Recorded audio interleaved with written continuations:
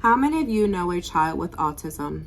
Today, there are being children diagnosed more than ever before. Have you ever walked into a room and someone made you feel like you didn't belong? Have you ever been stared at simply because you were just being yourself? This is what happens in the life of an autistic child. Today, I'd like to talk to you about raising awareness for autistic children and how we can benefit in the classroom, and secondly, how parent organization and support groups can help the overall well-being of children and their families. And lastly, how children with autism endure suffering and discrimination from their peers and instructors. Autism, or autism spectrum disorder, refers to a broad range of conditions characterized by challenges with social skills, repetitive behaviors, speech, and nonverbal communication. I myself can relate to this as I have a child who is diagnosed with autism. I support his everyday life challenges. How autistic children can have a beneficial impact in the classroom? Well, first, we can minimize shame against autism so the students can learn how to communicate appropriately and work with one another. Creating an inclusive classroom for children with autism, such as avoiding visual overload, giving everything a place, and considering when they transition. Creating a both sit to learn and a move to learn area. Organization and support groups can overall help the well-being of children with autism.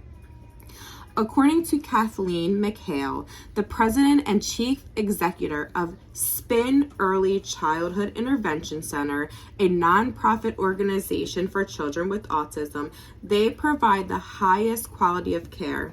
They have served over 3,500 people in the southern Pennsylvania and Lehigh Valley, supporting healthy learning and development for young children. SPIN is a preschool early intervention center that serves children 3 to 5 years old. They partner with Elwin to assist and create your child's individualized education plan for the classroom. Children with autism are not always treated like other children with autism. In 2019, Kimberly Powell, a mother from Daytona Beach, Florida, filed class action lawsuit against Volusia County School over treatment of her autistic son. Powell, joined by her lawyer Jason Herr, stated that her 17-year-old son has been mistreated since kindergarten. She stated he has been bullied by his peers, he has been mistreated by other students, and manhandled by teachers and behavioral specialists. She also stated that her son would come home with excessive marks and bruises. I ask all of you, how many of you know a child with autism who may show symptoms but aren't taken seriously? When coming across this, typically they are in denial of their diagnosis. No matter how you feel regarding children with autism, they are still children deserving of support, protection, and love. All children should be treated equally, no matter if they have a neurological condition or not. According to the Center for Disease and Prevention on their website, there is a study on behalf of the increased developmental disabilities in the United States between 2015 and 2017, which there is a 2.5 increase with children being diagnosed with autism. Autism children are defined as something missing and not normal.